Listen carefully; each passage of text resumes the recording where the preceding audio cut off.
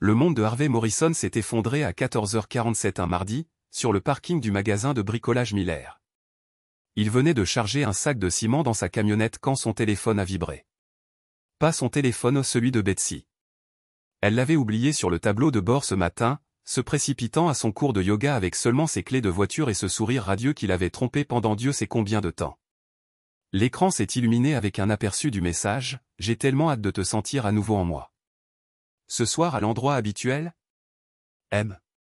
Harvey fixa le téléphone comme s'il s'agissait d'un serpent venimeux. Ses mains, calleuses après 20 ans de travail dans le bâtiment, tremblaient lorsqu'il prit l'appareil. Le message était toujours là. Réel. Indéniable. Il resta assis dans sa camionnette pendant ce qui lui sembla des heures, bien que l'horloge du tableau de bord insistât sur le fait que seulement 3 minutes s'étaient écoulées. Des voitures se garaient et sortaient des emplacements autour de lui. La vie poursuivait son rythme normal tandis que la sienne s'émiettait en poussière. Monsieur qui diable était M.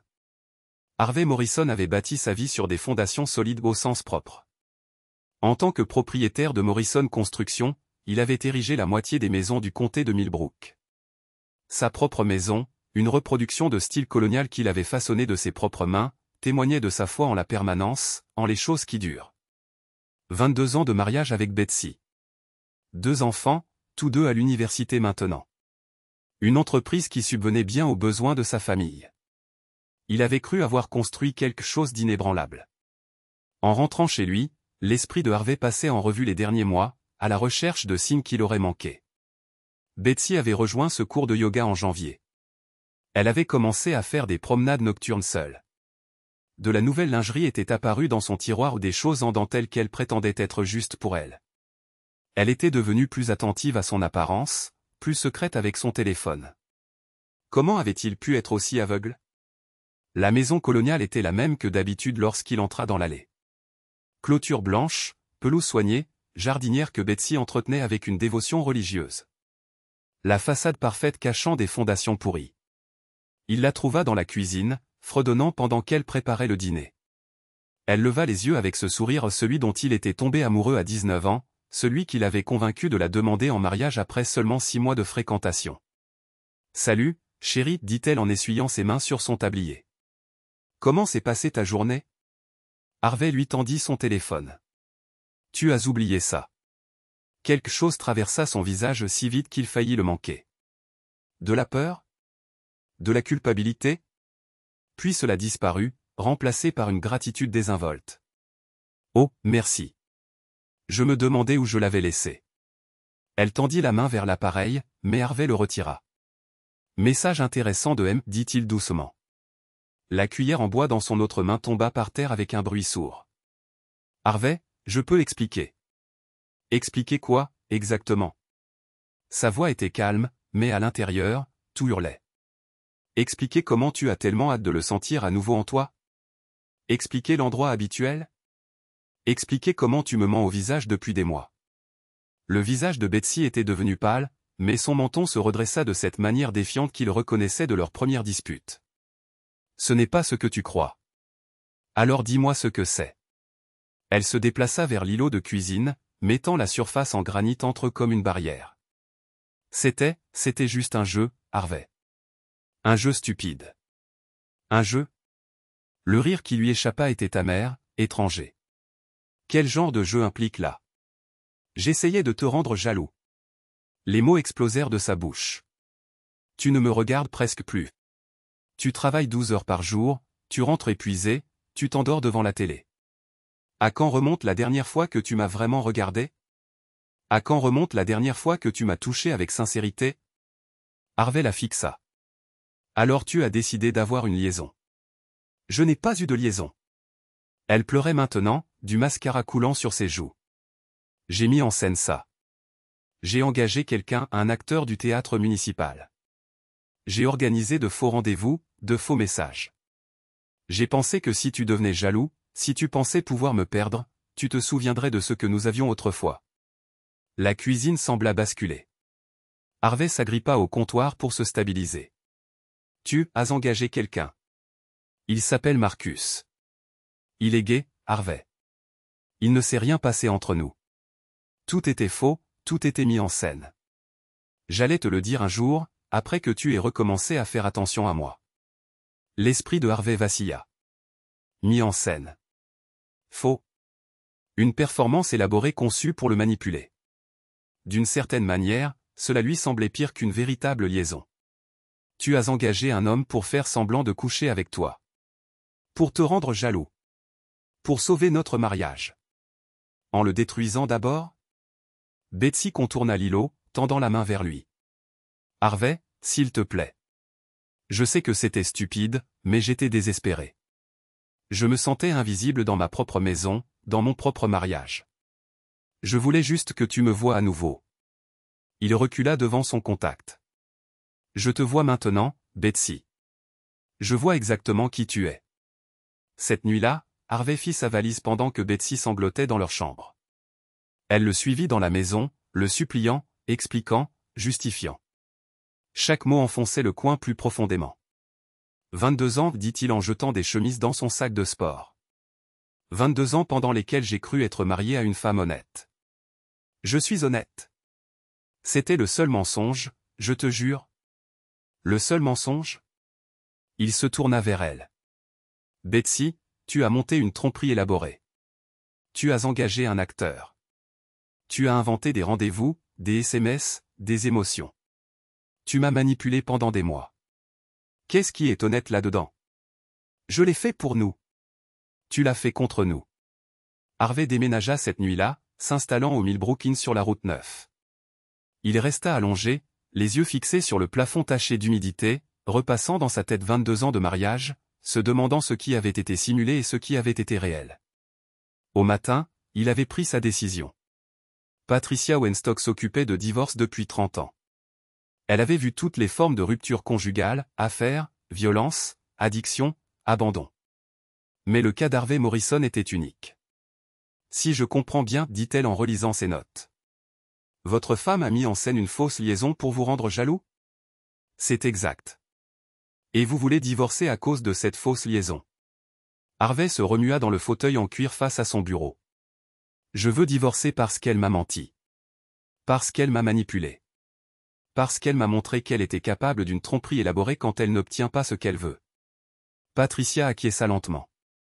Le tribunal trouvera ça inhabituel. La plupart des juges sont habitués à une infidélité réelle, pas à une infidélité simulée. Est-ce que ça a de l'importance? Elle a détruit ma confiance aussi complètement que si elle avait réellement couché avec quelqu'un. Légalement? Probablement pas émotionnellement?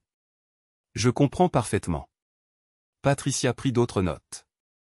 Que souhaitez-vous obtenir en termes de règlement? Je veux qu'elle garde la maison.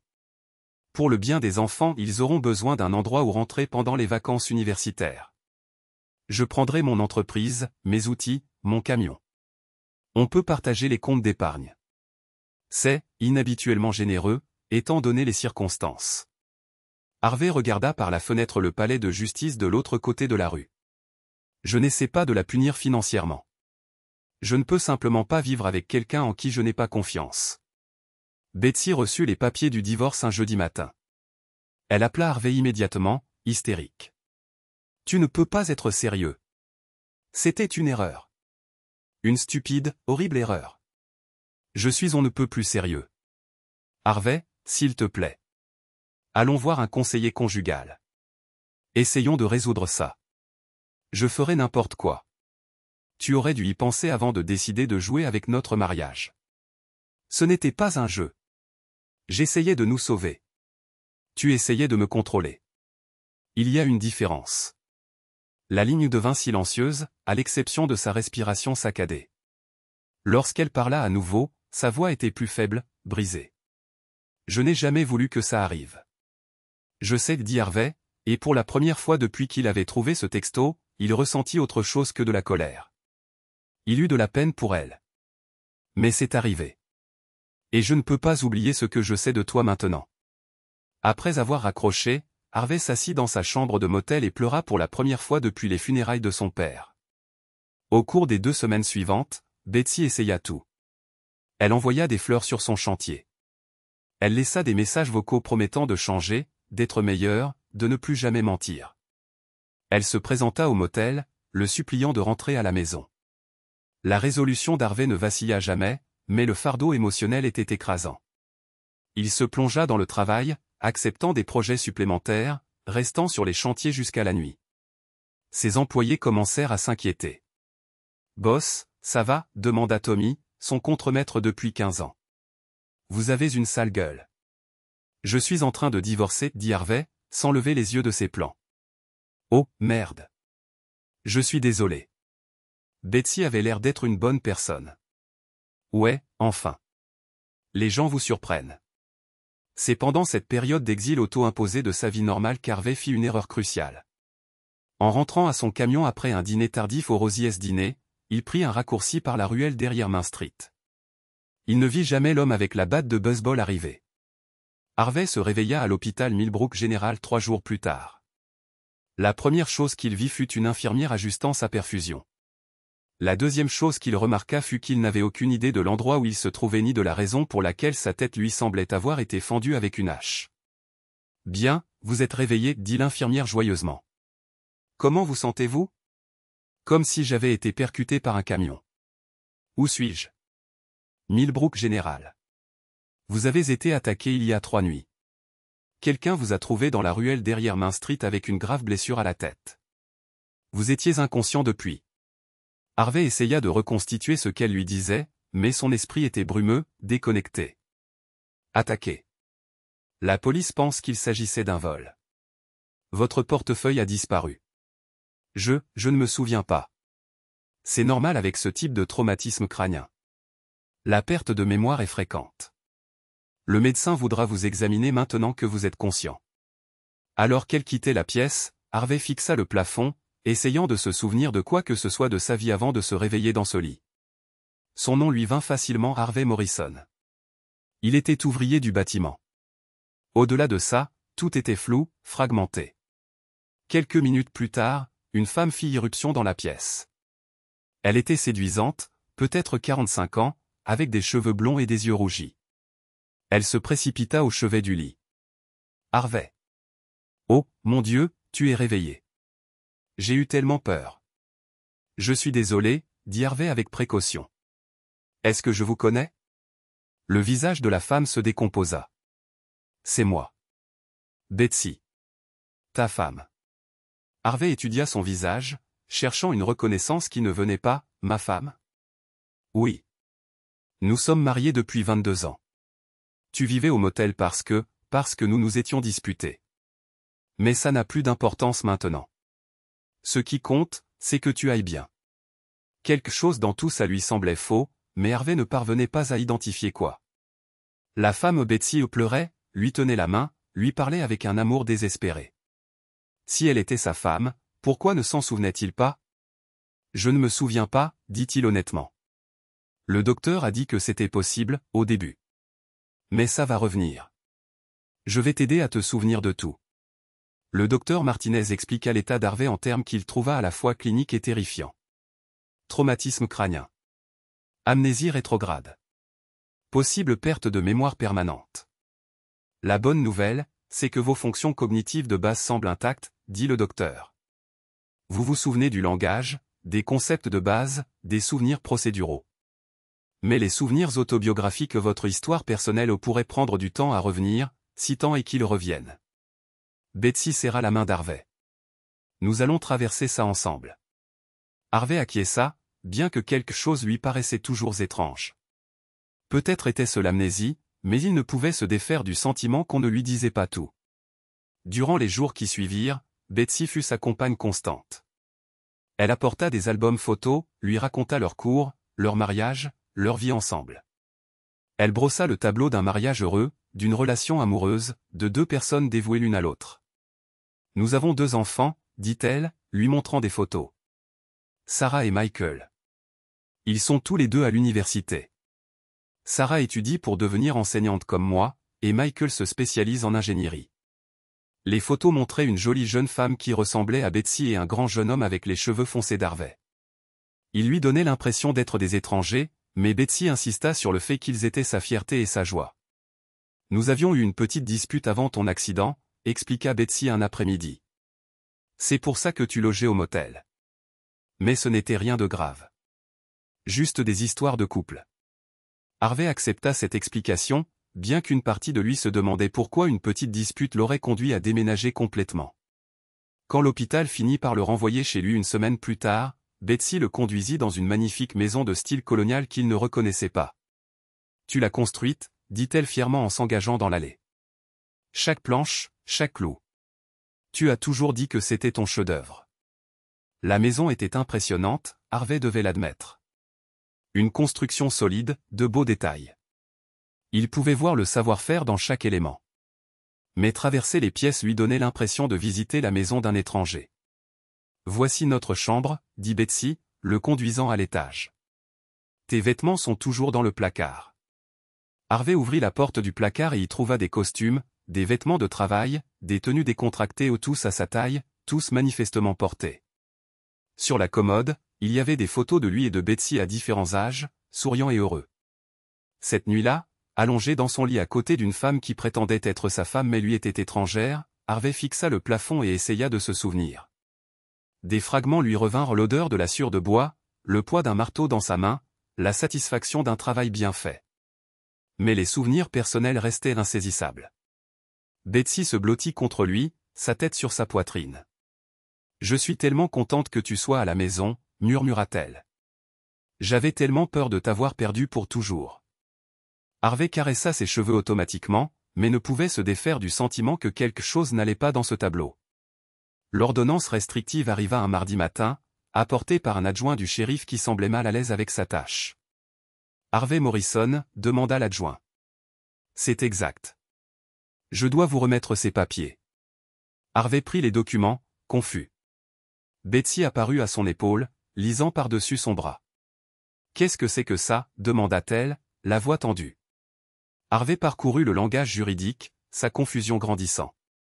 Selon les documents, il avait l'ordre de rester à au moins 150 mètres d'une certaine Elizabeth Morrison au Betsy et de cesser immédiatement tout contact. « Je ne comprends pas, » dit Harvey à l'adjoint. « Cette femme est ma femme. » L'adjoint eut l'air mal à l'aise. « Monsieur, je ne fais que remettre les papiers. Vous devrez contacter le tribunal si vous avez des questions. » Après le départ de l'adjoint, Harvey et Betsy se regardèrent, mutuellement déconcertés. « Il doit y avoir une erreur, » dit Betsy. « Une erreur administrative.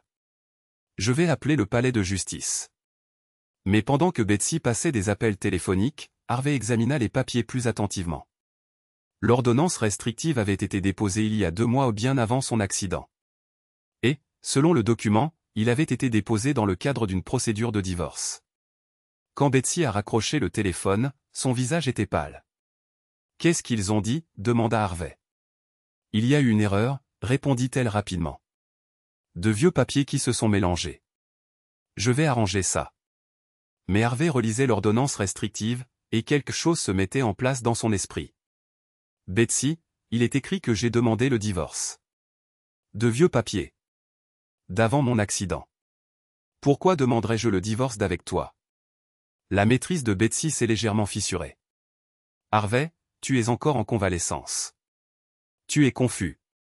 J'ai peut-être de l'amnésie, mais je sais encore lire des documents juridiques. D'après ça, j'ai demandé le divorce il y a 2 mois et j'ai demandé une ordonnance restrictive. Pourquoi ? C'est compliqué. Alors explique-moi. » Pendant un long moment, Betsy ne dit rien. Puis elle s'affala sur le canapé, le visage dans les mains. « On a eu des problèmes, » admit-elle. « Plus que je ne t'ai dit. On s'est séparés. Tu as déménagé. Tu as demandé le divorce. Pourquoi ? Parce que... » Elle leva les yeux vers lui, les larmes aux yeux. « Parce que j'ai fait une terrible erreur. Je t'ai blessé, et tu n'as pas pu me pardonner. » Harvey ressentit une étrange sensation de soulagement. Enfin, une part de vérité. Quel genre d'erreur ? Et ainsi, pour la 2e fois, Betsy raconta à Harvey sa tromperie élaborée. Mais cette fois, elle la présenta en termes plus doux. Un moment de désespoir. Un plan stupide qui a mal tourné. Un mariage pour lequel il valait la peine de se battre. Harvey écouta, essayant d'assimiler ce qu'il entendait. Sa femme avait embauché un acteur pour faire semblant d'avoir une liaison avec elle, afin de le rendre jaloux. Le plan avait échoué de manière spectaculaire, menant à leur séparation et à sa décision de divorcer. Je sais que ça semble fou, dit Betsy. Mais j'essayais de sauver notre mariage. J'avais l'impression de te perdre au profit du travail, de la routine. Je voulais te rappeler à quel point tu m'aimais. En me faisant croire que tu me trompais? J'allais te dire la vérité. Avant que ça n'aille trop loin. Mais tu as trouvé ce message texte avant que je puisse m'expliquer, et tout a dégénéré. Harvey essaya d'imaginer l'homme qu'il était avant l'accident, l'homme qui avait été si blessé par cette tromperie qu'il avait demandé le divorce. Il essaya de comprendre ce niveau de trahison, cette profondeur de colère. Mais il n'y parvenait pas. L'homme qu'il était maintenant ne ressentait que de la tristesse pour cette femme qui avait fait un choix si destructeur. Que va-t-il se passer maintenant, demanda-t-il. Je ne sais pas légalement, tu es toujours tenu de rester éloigné de moi. Mais Harvey, tu ne te souviens de rien de tout ça. Peut-être que c'est une bénédiction. Peut-être qu'on peut recommencer à zéro. Harvey regarda autour de lui, dans la maison qu'il était censé avoir construite, les photos d'une vie dont il ne se souvenait pas, la femme qui prétendait l'aimer assez pour détruire leur mariage afin de le sauver. Je dois appeler mon avocat, dit-il. Patricia Weinstock avait vu des affaires inhabituelles, mais la situation de Harvey Morrison était sans précédent.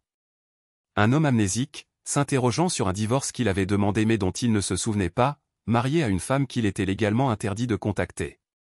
C'est un cauchemar juridique, déclara Patricia sans détour. L'ordonnance restrictive est toujours valable, indépendamment de votre perte de mémoire. Vous pourriez être arrêté pour l'avoir violée. Mais je ne me souviens pas de l'avoir déposée. Je ne me souviens pas pourquoi je voulais divorcer d'elle. Votre perte de mémoire n'invalide pas les procédures juridiques que vous avez initiées alors que vous étiez compétent. La question est, que voulez-vous faire maintenant?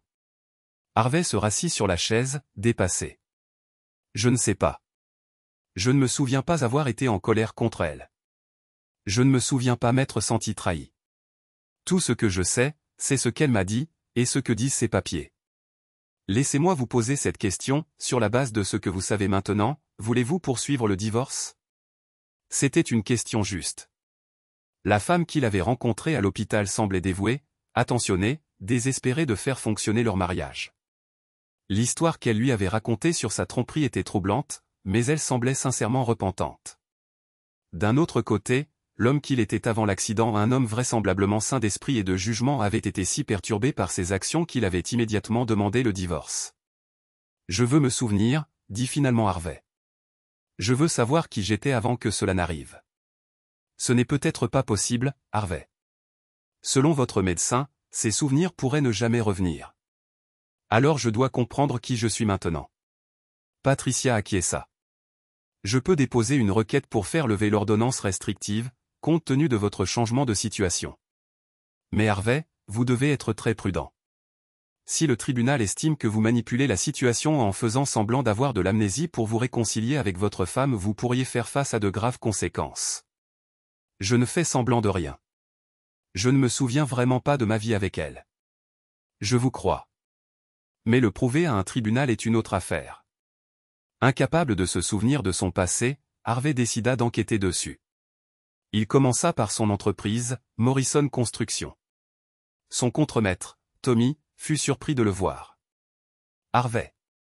Bon Dieu, on a entendu parler de l'agression. Comment tu te sens? Désemparé, répondit Harvey honnêtement. J'ai des problèmes de mémoire. Pouvez-vous m'aider à comprendre ce qui se passait dans ma vie avant l'accident? L'expression de Tommy devint mal à l'aise. Quel genre de choses? Mon mariage. Mon divorce. J'ai trouvé des documents juridiques, mais je ne me souviens pas les avoir déposés. Ah, la vache. Tommy jeta un coup d'œil autour de la baraque de chantier, comme s'il espérait que quelqu'un d'autre prenne en charge cette conversation. Harvey, tu étais vraiment anéanti à cause de Betsy. Ce qu'elle a fait, ça t'a vraiment touché. Qu'a-t-elle fait exactement? Je connais l'histoire de base, mais je veux comprendre comment cela m'a affecté. Tommy s'assit sur le bord de son bureau. Tu as découvert qu'elle avait simulé une liaison pour te rendre jaloux. Mais Harvey, ce n'est pas seulement qu'elle l'ait simulé. C'est à quel point c'était élaboré. Elle a engagé un acteur, créé de faux profils sur les réseaux sociaux, mis en scène des photos. Tu disais que c'était comme découvrir que tout ton mariage n'était qu'une représentation. Harvey assimila cette information. Comment est-ce que je semblais être? Avant l'accident? En colère. Vraiment en colère. Mais aussi blessé. Tu n'arrêtais pas de dire que tu ne savais plus ce qui était réel. Vous étiez mariés depuis 22 ans, et soudain, tu remettais tout en question. Est-ce que je semblais vouloir me réconcilier? Tommy secoua la tête. Pas question. C'était fini. Tu disais que la confiance, c'est comme une fenêtre, une fois qu'elle est brisée, on peut la rafistoler, mais on verra toujours les fissures. Cette conversation brossait un tableau différent de celui que Betsy avait dressé. L'homme qu'avait été Harvey n'était pas seulement contrarié par un moment d'égarement. Il avait considéré la tromperie de Betsy comme une trahison fondamentale de leur relation. La prochaine étape d'Harvey fut le Millbrook Inn, où il avait apparemment vécu avant l'agression. La réceptionniste, une femme âgée nommée Rose, se souvenait bien de lui. « Monsieur Morrison. Comment vous sentez-vous? Nous étions tous si inquiets quand nous avons appris ce qui s'était passé. Je me rétablis, merci. J'ai quelques problèmes de mémoire, cependant. Pouvez-vous me parler de mon séjour ici? » Le visage de Rose s'adoucit de compassion. « Oh, mon pauvre. Vous êtes resté ici environ 2 semaines. Un client discret, très poli. Mais vous sembliez si triste. J'avais sans cesse envie de vous demander si vous alliez bien, mais vous sembliez vouloir qu'on vous laisse tranquille. Est-ce que j'ai eu des visiteurs? Des appels téléphoniques? Votre femme appelait tous les jours, parfois 2 fois. Elle est même venue plusieurs fois, mais vous aviez donné des instructions pour ne pas la laisser monter dans votre chambre. J'ai refusé de la voir? Oui, monsieur. Cela m'a brisé le cœur, en fait. Elle semblait si désespérée de vous parler. Une autre pièce du puzzle. Le Harvey d'il y a 2 mois n'était pas seulement en colère, il évitait activement Betsy, refusant même de lui parler. Ce soir-là, Harvey était assis dans la maison qu'il était censé avoir construite, entouré de preuves d'une vie dont il ne se souvenait pas. Des albums photos, des vidéos familiales, des dessins d'enfants collés au réfrigérateur avec des aimants en forme d'outils. Il ouvrit l'un des albums photos que Betsy lui avait montré à l'hôpital. Les photos racontaient l'histoire qu'elle avait décrite, un jeune couple amoureux, vieillissant ensemble, élevant des enfants, construisant une vie. Harvey et Betsy à leur mariage, tous les deux incroyablement jeunes. Harvey apprenant à un bambin à utiliser un marteau-jouet. Betsy tenant un bébé pendant qu'Harvey peignait une chambre d'enfant. Mais en regardant de plus près, Harvey commença à remarquer des choses que Betsy n'avait pas mentionnées. Sur les photos récentes les 1 ou 2 dernières années où les sourires semblaient forcés. Le langage corporel d'Harvey était distant. Même sur les photos de famille, il semblait y avoir de l'espace entre eux. Il trouva un journal dans la commode de la chambre, rempli de sa propre écriture.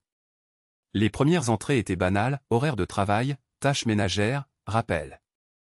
Mais les entrées plus récentes révélaient un homme de plus en plus frustré par son mariage. Betsy semble plus intéressée par son téléphone que par le fait de me parler, lisait-on dans une entrée. J'ai essayé de planifier une soirée en amoureux, mais elle a dit qu'elle était trop occupée avec son cours de yoga. Une autre, je l'ai trouvée en train de pleurer dans la salle de bain aujourd'hui. Quand j'ai demandé ce qui n'allait pas, elle a dit que je ne comprendrais pas. Comment puis-je l'aider si elle ne veut pas me parler? Et puis, la dernière entrée, datée de quelques jours seulement avant qu'il n'ait trouvé ce SMS, j'ai l'impression de vivre avec une étrangère.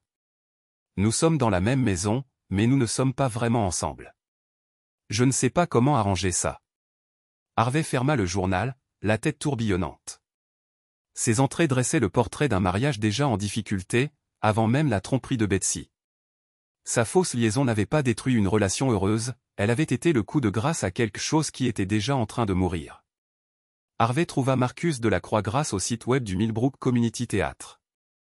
La photo de l'acteur montrait un bel homme d'une trentaine d'années, aux cheveux foncés et aux yeux bleus saisissants, exactement le genre de personne qui pourrait attirer l'attention d'une femme mariée esseulée. Ils se rencontrèrent dans un café du centre-ville. Marcus semblait nerveux, jetant constamment des coups d'œil autour de lui, comme s'il s'attendait à des ennuis. « Je veux que vous sachiez que je n'ai jamais voulu que les choses aillent aussi loin, » dit Marcus avant même qu'Harvey ait pu poser une question. Quand Betsy m'a approché pour la première fois, elle m'a dit que ce ne serait que quelques photos mises en scène, peut-être quelques faux SMS. J'avais besoin d'argent, et ça me semblait inoffensif. Dites-moi exactement ce que vous avez fait. Marcus tripota sa tasse de café. Elle m'a payé pour créer un faux profil de rencontre, pour lui envoyer des messages romantiques, pour la rencontrer dans des lieux publics où les gens pourraient nous voir ensemble. On a pris des photos qui avaient l'air intimes, mais qui ne l'étaient pas. Le truc était censé durer peut-être 2 semaines. Mais ça a duré des mois. Parce que ça ne marchait pas. Vous ne deveniez pas jaloux, ou du moins pas comme elle le voulait. Alors elle a continué à en rajouter. Plus de messages, des scénarios plus élaborés. Elle voulait même que je laisse des preuves chez vous, un vêtement, de l'eau de Cologne sur son oreiller. Harvey se sentit mal. Vous avez fait ça? Non. Je lui ai dit que ça allait trop loin. C'est là qu'elle est devenue désespérée et qu'elle a envoyé ce SMS à propos de, enfin, à propos du fait qu'elle voulait me sentir en elle à nouveau. Elle a dit que si ça ne vous faisait pas réagir, rien ne le ferait. Ça m'a fait réagir. J'ai entendu. Elle m'a appelé en pleurant, elle a dit que vous l'aviez quitté, que vous demandiez le divorce. Elle m'a supplié de l'aider à vous dire la vérité, mais à ce moment-là, le mal était fait. Harvey étudia le visage de Marcus. Pourquoi vous me racontez ça? Vous auriez pu simplement vous en aller. Parce que je me sens coupable. J'ai contribué à détruire un mariage, même si ce n'était pas mon intention. Et maintenant, avec votre perte de mémoire. Marcus secoua la tête. Elle m'appelle à nouveau. Elle veut que je l'aide à vous convaincre que ce n'était qu'une bêtise. Qu'est-ce que vous lui avez dit? Que c'était fini. Que je ne participerai plus à aucun mensonge. Marcus se pencha en avant. Écoutez, je ne sais pas quel genre d'homme vous étiez avant votre accident, mais elle ne vous dit pas toute la vérité. Il ne s'agissait pas seulement de vous rendre jaloux. Elle était furieuse que vous ne lui accordiez pas assez d'attention, et elle voulait vous punir pour ça. Me punir? Elle disait que vous alliez le regretter, que vous réaliseriez ce que vous aviez perdu. Il y avait de la colère là-dedans, pas seulement du désespoir. Elle voulait vous blesser autant que vous rendre jaloux. Cette révélation frappa Harvey comme un nouveau coup à la tête. Betsy n'avait pas seulement essayé de sauver leur mariage, elle avait essayé de le manipuler et de le punir. Harvey rentra chez lui et trouva Betsy dans la cuisine, en train de préparer le dîner comme si rien n'avait changé. Elle leva les yeux avec un sourire radieux qui lui parut de plus en plus faux. « Comment s'est passée ta journée » demanda-t-elle. Éclairante. J'ai parlé à Marcus. Le sourire disparut de son visage. Harvey. Il m'a parlé de l'aspect punitif de ta petite mise en scène. De comment tu voulais me faire regretter de ne pas t'avoir accordé assez d'attention. Betsy posa sa cuillère de cuisine avec des mains tremblantes. Il ment. Vraiment? Parce que j'ai aussi retrouvé mon journal. J'ai lu comment nous nous étions éloignés, comment tu ne me parlais pas de ce qui n'allait pas. Il ne s'agissait pas de sauver notre mariage, Betsy. Il s'agissait de vengeance. Ce n'est pas vrai. Alors explique-moi. Explique pourquoi tu as fait monter la pression pendant des mois. Explique pourquoi tu voulais que Marcus laisse des preuves dans notre maison. Explique pourquoi tu lui as dit que j'allais le regretter. Le sang-froid de Betsy finit par se briser complètement. Parce que c'était le cas, cria-t-elle. Tu étais tellement absorbé par ton travail, tes précieux projets de construction, que tu as oublié que tu avais une femme. J'ai essayé de te parler, j'ai tout essayé, et tu n'étais juste pas là. Alors tu as décidé de me torturer à la place. J'ai décidé de te réveiller. De te faire réaliser ce que tu avais avant de le perdre. En me faisant croire que je l'avais déjà perdu. En te faisant te battre pour ça. Harvey la fixa, voyant enfin clair malgré son amnésie. Ce n'était pas de l'amour, c'était du contrôle. C'était une femme tellement en colère d'être ignorée qu'elle préférait détruire leur mariage plutôt qu'accepter qu'il puisse simplement être terminé. Fais tes valises, dit-il doucement. Quoi? Fais tes valises et pars. Ce soir. Harvey, tu ne peux pas me jeter hors de ma propre maison. En fait, si. Je me suis renseigné sur la situation juridique cet après-midi. L'ordonnance restrictive me donne le droit d'occuper exclusivement le domicile conjugal jusqu'à ce que le divorce soit prononcé. Betsy le regarda avec stupéfaction. Tu ne peux pas être sérieux. Tu ne te souviens même pas d'avoir été en colère contre moi. Tu as raison. Je ne me souviens pas de l'homme que j'étais avant l'accident. Mais je connais l'homme que je suis maintenant, et il ne veut pas être marié à quelqu'un capable d'un tel niveau de tromperie et de manipulation. Harvey, s'il te plaît. Le divorce tient, Betsy. Je ne me souviens peut-être pas d'avoir rempli ces papiers, mais je comprends pourquoi je l'ai fait. 6 mois plus tard, Harvey Morrison était assis sur le porche de sa maison de style colonial, regardant le coucher de soleil peindre le ciel en orange et rose. Le divorce avait été prononcé le mois précédent. Betsy avait déménagé à Portland, où vivait sa sœur, affirmant qu'elle avait besoin d'un nouveau départ. Les souvenirs d'Harvey ne revinrent jamais, pas complètement. Des fragments revenaient parfois, déclenchés par des odeurs, des sons ou des moments inattendus. La sensation de la main de sa fille dans la sienne quand elle avait 5 ans. La fierté qu'il avait ressentie quand son fils avait frappé son premier coup de circuit. Le jour où il avait demandé Betsy en mariage sur la plage dans le Maine, tous les deux jeunes et convaincus d'avoir trouvé l'amour éternel. Mais le poids émotionnel de ces souvenirs avait disparu. Il ressemblait à des scènes d'un film qu'il avait regardé il y a longtemps intéressantes, mais sans signification personnelle. Sarah et Michael lui avaient rendu visite pendant leurs vacances de printemps, mal à l'aise et incertain de la manière d'interagir avec un père qui ne se souvenait pas les avoir élevés. Mais progressivement, ils avaient commencé à construire de nouvelles relations basées sur ce qu'ils étaient tous maintenant, plutôt que sur ce qu'ils avaient été. « Tu sembles différent, papa » avait dit Sarah le dernier jour de sa visite. Plus calme, peut-être. Moins intense. C'est bien ou mauvais? Je pense que c'est bien. Tu portais tellement de poids. Comme si tu étais responsable de tout et de tout le monde. Maintenant, tu sembles plus en paix. Peut-être qu'elle avait raison. L'homme qu'Harvey était avant l'accident semblait avoir porté d'énormes fardeaux, la pression de subvenir aux besoins de sa famille, le poids d'un mariage qui s'effondrait, la responsabilité de maintenir une façade de bonheur alors que les fondations craquaient. Ce nouvel Harvey se sentait plus léger, libéré des ressentiments dont il ne se souvenait pas et des attentes qu'il n'avait jamais choisies. Il avait gardé l'entreprise de construction, mais avait changé sa façon de la diriger. Il avait embauché plus d'ouvriers, délégué plus de responsabilités, s'était accordé du temps pour profiter réellement du métier qu'il avait apparemment aimé depuis son enfance. Il avait des rendez-vous de temps en temps, rien de sérieux, mais une agréable compagnie avec des femmes qui n'attendaient pas de lui qu'il soit quelqu'un qu'il avait été. Parfois, il se demandait ce que l'homme qu'il avait été penserait, si cet Harvey approuverait les choix que cet Harvey faisait. Mais surtout, il se sentait reconnaissant du don étrange que son amnésie lui avait offert, une chance de recommencer complètement, de construire une nouvelle vie sur les fondations d'une sagesse durement acquise. L'ordonnance restrictive avait expiré, et Betsy avait appelé plusieurs fois, tâtonnant, voyant s'il serait prêt à se réconcilier. Les conversations étaient polies mais distantes. Elle était toujours la femme qui avait pensé que la tromperie était une façon acceptable de résoudre les problèmes conjugaux. Il n'était plus l'homme qui avait été dévasté par cette découverte. « Je continue d'espérer que tu te souviendras de combien nous nous aimions » avait-elle dit lors de leur dernière conversation. « Je me souviens que nous nous aimions » avait répondu Harvey. « Mais je comprends aussi pourquoi cela n'a pas suffi. » Épilogue, les fondations. 1 an après l'accident, Harvey Morrison a commencé un nouveau projet, pas une maison cette fois, mais un centre communautaire pour Millbrook. Debout sous le soleil matinal, entouré de l'équipe qui était devenue sa famille de cœur, il ressentait quelque chose qu'il ne pouvait pas tout à fait nommer.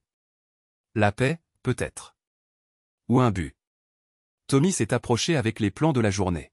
« T'es sûr de ce design, patron ?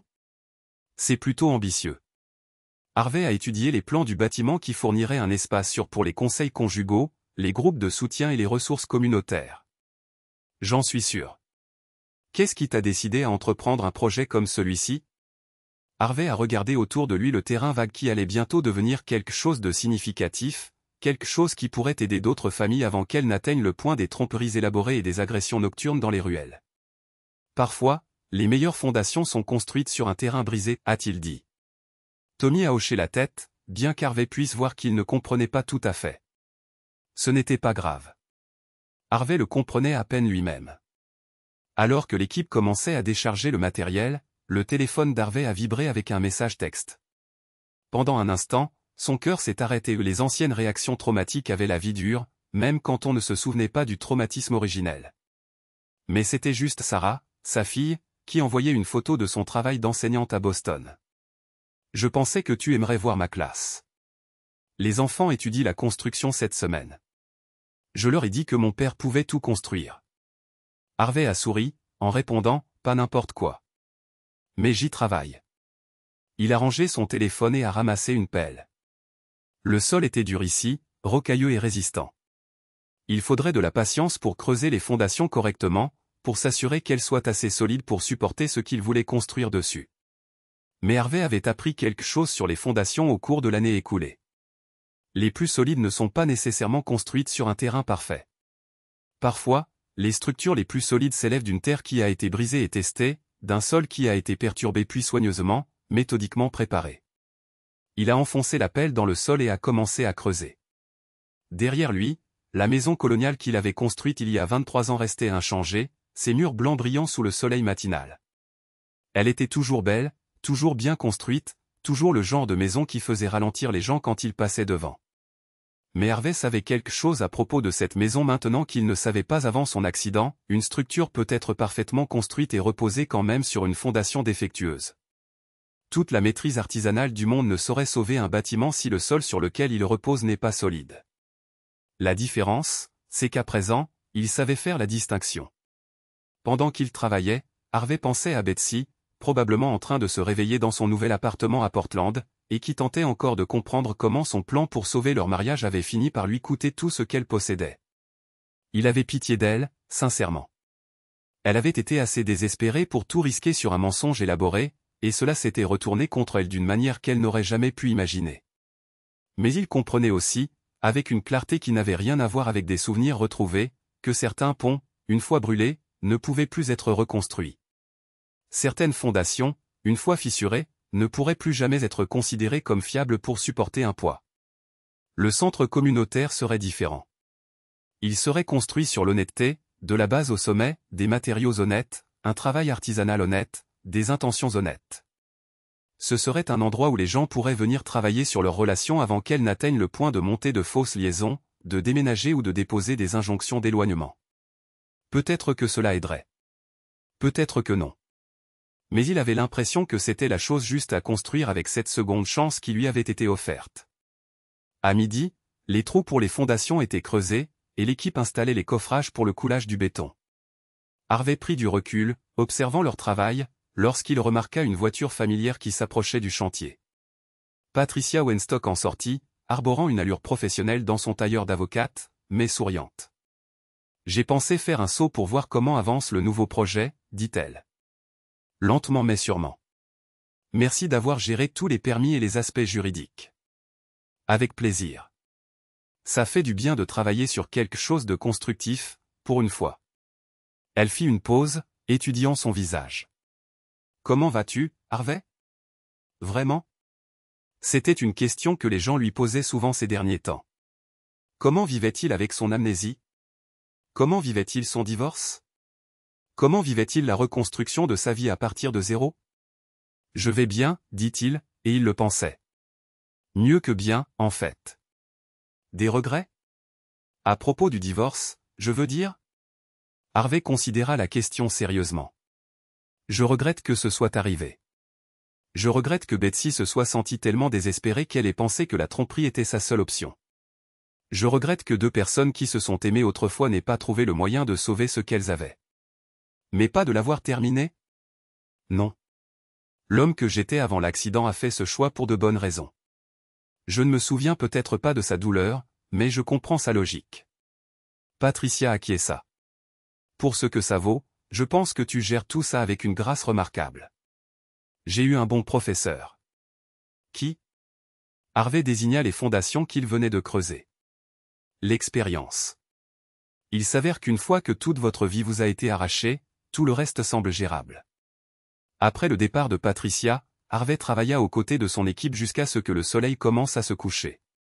Alors qu'il rangeait pour la journée, Tommy s'approcha de lui avec une question. « Patron, je voulais vous demander depuis un moment, est-ce que vous voulez parfois vous souvenir? De votre ancienne vie, je veux dire ?» Harvey s'essuya les mains avec un chiffon, réfléchissant. « Parfois. Je me pose des questions sur les détails, comment étaient mes enfants quand ils étaient bébés, de quoi Betsy et moi parlions lors de notre premier rendez-vous, ce que j'ai ressenti en finissant de construire la maison. Mais je pense aussi qu'il y a peut-être une raison pour laquelle je ne me souviens pas. Peut-être que certaines choses sont censées rester enfouies. » Tommy acquiesça lentement. Comme recommencer avec une ardoise propre? Quelque chose comme ça. Alors que l'équipe s'éloignait, Harvey resta sur le chantier, regardant la dernière lumière disparaître du ciel. Dans quelques jours, ils couleraient le béton dans les trous qu'ils avaient creusés aujourd'hui. Dans quelques semaines, des murs s'élèveraient. Dans quelques mois, il y aurait un bâtiment là où aujourd'hui il n'y a que de la terre vide. C'était un processus qu'il avait supervisé des centaines de fois, mais cela semblait différent maintenant. Plus significatif. Comme s'il construisait quelque chose qui comptait, pas seulement une autre structure, mais une seconde chance, pour lui-même et pour les autres. Son téléphone vibra à nouveau. Cette fois, c'était Michael, son fils, qui appelait depuis l'université. « Salut, papa. Je voulais juste prendre des nouvelles.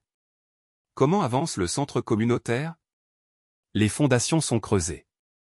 On coule le béton la semaine prochaine. C'est super.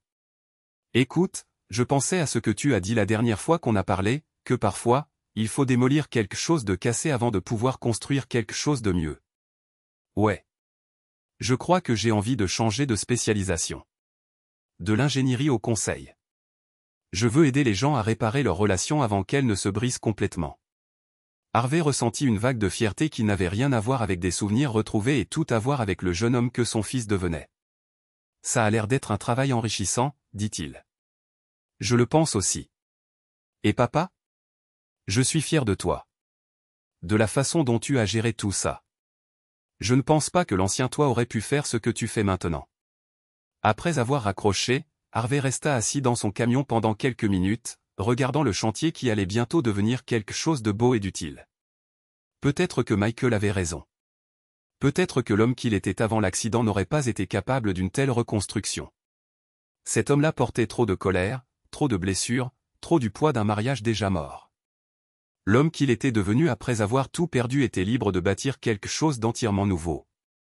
Il démarra le camion et rentra chez lui dans cette maison coloniale qui ne lui semblait plus un monument à l'échec, mais simplement une construction solide qui avait rempli sa fonction. Demain, il se réveillerait et continuerait à construire quelque chose de mieux sur les fondations de tout ce qu'il avait perdu. Et pour la première fois depuis qu'il s'était réveillé dans ce lit d'hôpital, Harvey Morrison eut l'impression de savoir exactement qui il était et où il allait. L'homme qui avait tout oublié avait enfin appris à se souvenir de ce qui comptait.